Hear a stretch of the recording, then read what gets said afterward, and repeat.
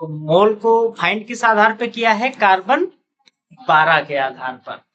पदार्थ की वह मात्रा जो कार्बन 12 के 12 ग्राम में उपस्थित कणों की संख्या होती है, मोल कहलाती है। ठीक है, यानी इन्होंने कहा कि जो कार्बन 12 है उसका 12 ग्राम में लेना है, यानी हमें जो दिया गया भार है वो कितना है? 12 है। और कार्बन का मोलर मास कितना होता है? वो भी 12 ही होता है। तो संख्या कितनी निकली जाके? 1। अब कहा ठीक है, 1 मोल है, इसको संख्या कितनी मानेंगे? कार्बन 12 के हिसाब से तो ठीक है, भार भी सही है। तो इन्होंने कहा जो 12 ग्राम हमने वैल्यू दे रखी थी आपको कार्बन की, ठीक है, तो कहा इसका एक परमाणु का वेट आप हमें बताएं, यानी 12 ग्राम में एक परमाणु का वजन बताएं। ठीक है, तो उन्होंने कहा ठीक है, तो मास स्पेक्ट्रोमीटर से क्या ज्ञात किया? एक परमाणु का मास तो कितना निकला? 1.992648 इंटू 10⁻⁻23 ग्राम। ठीक है, तो एक एटम का हमें प्रॉपर मिल गया। अब हम इस एक एटम का मिला है तो हमें कितने परमाणु है ये कैसे पता चलेगा? तो क्या हमें नंबर चाहिए। तो एक कॉन्सेप्ट है, मान लीजिए जैसे एक ये हमारे पास डिब्बा है, ठीक है, इसमें हमें बहुत सारे लड्डू भरे हुए मान, ठीक है, लड्डू तो लोगों को खाना है ना, ये देखो। तो इसका मान लीजिए टोटल वेट हमें पहले से दे रखा है, आप तो ऐसे तो फाइंड नहीं कर सकते हम। तो मान लीजिए इसका टोटल वेट है 1.5 kg, 1.5 किलोग्राम। ठीक है, इसमें जो चीजें रखी हुई है, लड्डू रखे हुए, इनका वेट कितना है? 1.5 किलो। और ये बोल दिया कि एक जो लड्डू है आपका, ठीक है, उसका वजन कितना है? 20 ग्राम मान लीजिए। एक तो आप फाइंड कर सकते हो ना, निकालोगे, वजन कर लोगे उसका। अब बात ये आ रही कि इस डिब्बे में ये नहीं पता है कि लड्डू हैं कितने, कैसे पता होगा लड्डू? तो बताइए कितने लड्डू में तुरंत।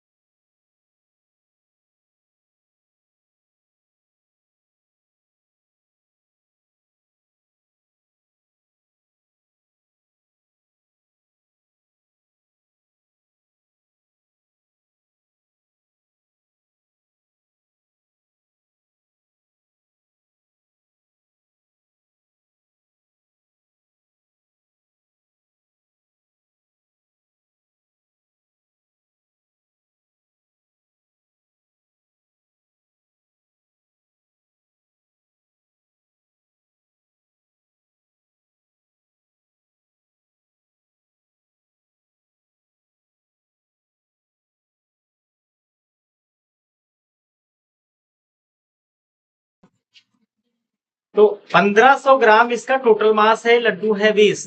तो हम क्या देखेंगे? नंबर ऑफ,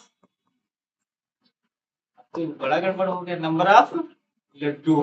ठीक है, देखते हैं 1500 ग्राम और बटे हैं कितने? 20। जीरो से जीरो कैंसिल आउट, और ये कटेगा तो कितना आ जाएगा? 75।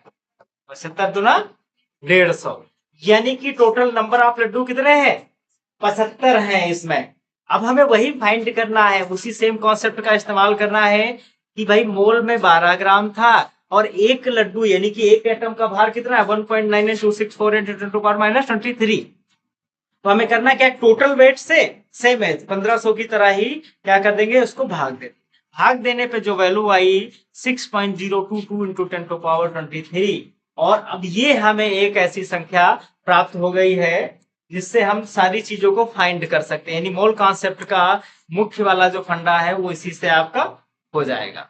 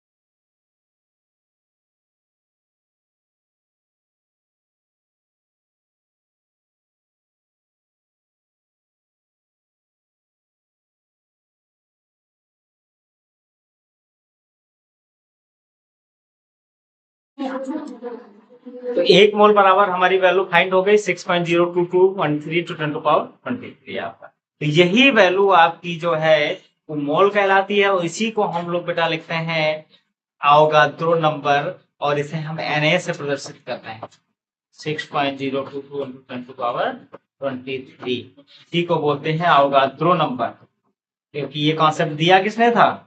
अवोगाद्रो ने दिया था। तो इसी के इन्हीं के नाम के आधार पे क्या कर दिया जाता है, इसको अवोगाद्रो नंबर बोला जाता है। तो ये कॉन्सेप्ट यहाँ से आया। यानी जैसे अब हमें पता चला कि एक कोई भी आप 12 ग्राम कार्बन लिए, ठीक है, किसी भी परमाणु, किसी भी आप जैसे 1 ग्राम हाइड्रोजन होगा उसमें भी वही होगी संख्या सेम, ठीक है। यानी एक मोल में हमने फाइंड कर लिया है, क्योंकि जो भी सेम मोलर मास के साथ में जो वजन दिया है उससे निकला एक मोल। एक मोल पे क्या एक एटम का मास फाइंड किया, और उससे हमने नंबर ऑफ मोल फाइंड किए, तो ये वैल्यू आ गई। अब दुनिया का कोई भी कहीं भी लगाना है, एक मोल आपको बात करनी है, ठीक है। जैसे एक मोल वाटर के, तो आपको पता है कि एक मोल वाटर का मतलब आपको पता होना चाहिए कि उसमें H2 के एटम्स कितने होंगे, इतने ही 6.022 टू पावर 20।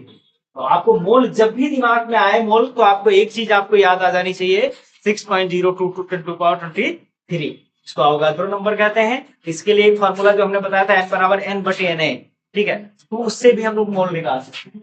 ये संख्या हमें पता है, और बोल देगा नहीं n की वैल्यू हमारे पास कुछ है, वो बोलेगा स्वयं अपने पास कितने नंबर ऑफ परमाणु है, तो बताइए मोल कितना होगा। तो आप उससे भी आप फाइंड कर सकते हैं n बराबर n बटे Na से आपका, ये आपका Na निकल जाएगा अवोगाद्रो नंबर मोल कॉन्सेप्ट। किसी का कोई प्रश्न हो तो इससे पूछ सकता है।